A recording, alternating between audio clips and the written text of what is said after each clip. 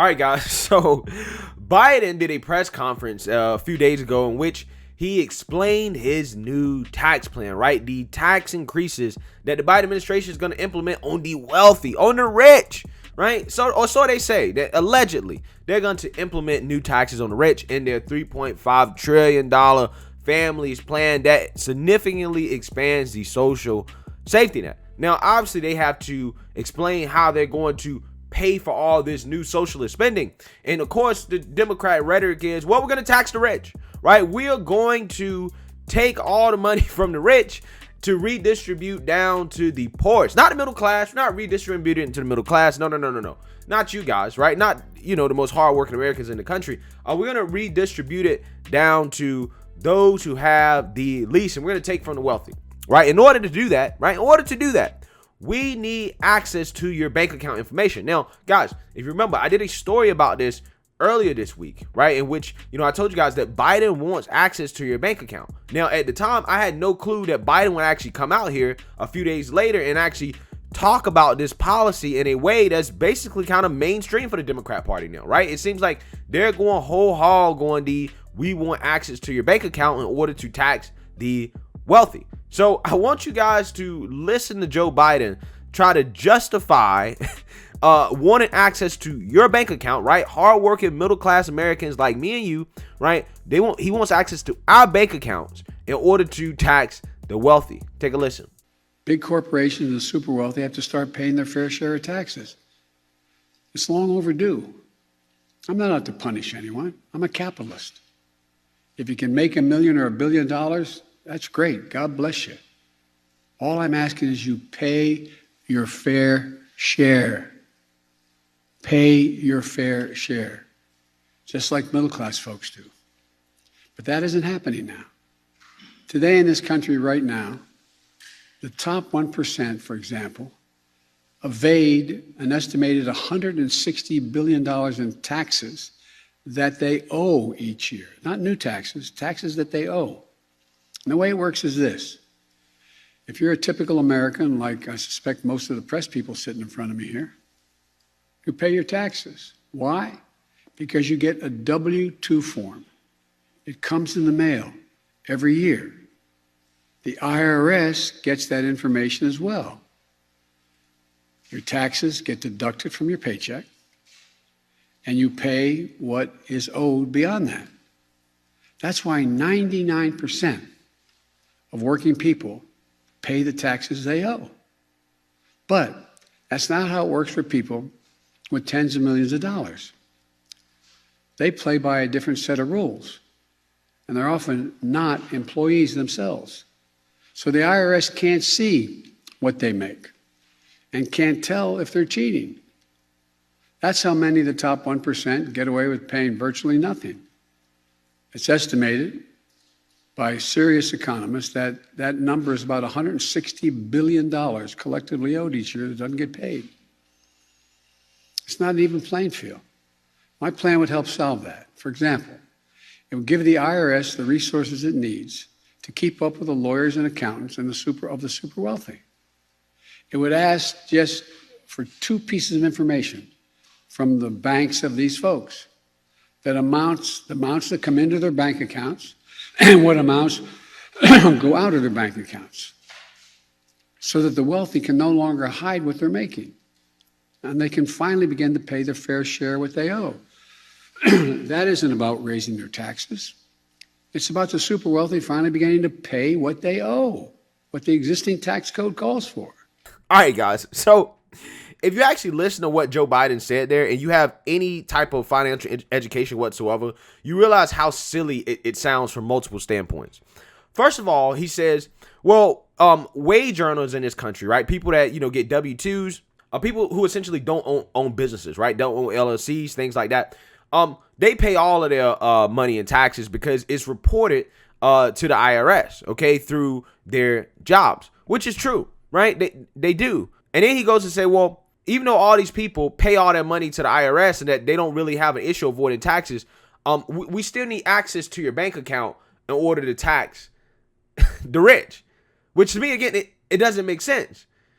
Because if regular wage earners, right? The people that you claim you don't want to punish, the people that are tax compliant, if those are the people that you're not trying to punish, then why do you need access to their bank accounts? Again, it doesn't make sense. It doesn't make sense. And this is why I try to tell you guys that the whole access to the bank account thing is not just about money, right? It's not just about collecting more money. It is, but it's not. It's also about getting information, knowing your spending habits, learning more about you, getting in on the gold mine of information, because information today, guys, is like gold, right? That's how these social media companies are so big. That's how you have this whole tech sector. They survive based off information. And I think that the government wants in on that. The Biden administration wants in on that. So I don't think it's just about collecting money, right? I think it's also about information. But like I said, what he's saying just does not make sense. Why do you need access to my bank account to tax rich people? I'm not rich, right? I'm not rich. So why do you need it? Obviously, that's something else that you're looking for. Because the proposal, guys, is that they want to track inflows and outflows of more than $600. They ain't say more than $1,000, not more than $10,000, not more than $100,000 or $1 million, $600. $600, guys. So again, it's not even like they're saying, well, we just want access to the bank accounts of the rich. No, they want access to everybody's bank account. Again, it does not make sense on its face. And what also doesn't make sense is this idea that they need access to your bank account for more transparency so that rich people can avoid paying taxes. And I'm like, well, isn't that the whole purpose of audits, right? Ain't that's why you audit people? Isn't doing an audit, now I've never been audited, but I'm pretty sure that this is what happens. Doing an audit, the IRS, you have to show them receipts, right? You have to show proof of the things that you spent money on and the reason why you spent money on it, and also your revenue sources, right? You have to show proof that your financial statements are correct. So again, we already have a system in place to get that type of transparency if you are audited. Again, why do you need access to people's bank accounts? I don't understand. That's what the audit system's for. And also on top of that, isn't the rich and wealthy, aren't they the ones that have the resources to hire the best accountants and lawyers to take advantage of the tax code in the first place? So what Biden is saying here, again, doesn't make sense. He said, well, we don't need to change the tax code. We just need to go after those tax cheats who are, I guess, illegally not paying taxes, right? I guess what he's arguing is that what they're doing is illegal. And I've said this multiple times. This is what kind of mind boggles me about the Democrats and this whole tax rich thing. A lot of these people are trying to frame this as if it's being done illegally. And I'm not saying some of it isn't. I'm not saying that, some of these companies and these people aren't, hiding their money in certain places and trying to avoid tax illegally. But most of it is legal, right? That's why you hire accountants and lawyers. There's a whole industry built off of trying to take advantage of the complexity of the tax code. And I worked in this industry, guys, right? I worked in this industry, so I know. I'll give you guys an example of one tool that we used to use to help the rich avoid paying taxes, right? There's this one thing called GRAT trust, right? Grantor Retained Annuity Trust, right? Essentially, what you do is that you put appreciating assets into this trust, okay? And I'm trying to keep it as simple as possible. And the basic concept is that if it appreciates in enough value over a set period of time, you can pass down that money to children, right, and grandkids with little to no taxes whatsoever. And it is perfectly legal. There's no downside to it. You simply pay financial advisors and accountants and lawyers to do it for you. That's literally what the rich do. It wasn't no illegal activity where you're offshoring money and stuff. Like, no, again, I'm not saying that doesn't happen, but what I'm saying is that a vast majority of the time, you have industry professionals who work with the rich to take advantage of the tax code, and it's done legally. This is why they never want to talk about cleaning up and simplifying the tax code. The politicians don't want to do that because there's a whole industry of lobbyists, right, of financial advisors, accountants, lawyers that want to keep the tax code as complicated as they can, okay, so that they can have jobs, right? If you simplify the tax code, they wouldn't have jobs, right? That's just kind of how things work. So the politicians don't have an interest in actually trying to simplify the tax code. What they have an interest in is going out here and doing what Joe Biden is doing, which is saying, hey, we need access to your bank account, right? To tax the rich who can afford to avoid taxes legally. But you know who can't afford to avoid taxes legally? Put it this way, as much small business owners, entrepreneurs, right? The middle class entrepreneurs, okay? Those are the people who can't afford to hire those type of people, right? So those are the people that's going to get hurt the most. And also on top of that, what really bothers me about this conversation is that, you know, there's no differentiation between income and net worth. Income and net worth are two different things, okay?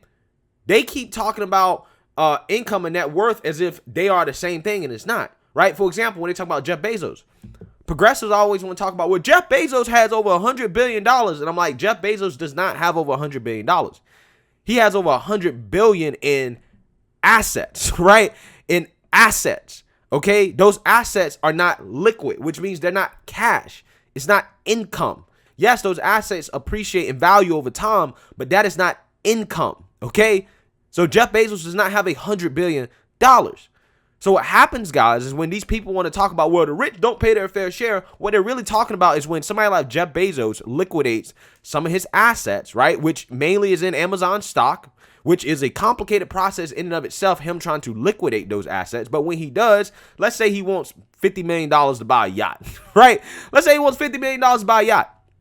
He liquidates some of his Amazon stock, okay? And when he does that, he's going to pay taxes on that liquidation, right? He's going to pay taxes on that. However, when it comes to the grand scheme of his overall net worth, he's basically paying nothing in taxes. Because even if he liquidates $50 million, paying taxes on $50 million is nothing compared to the hundreds of billions that he has in actual net worth.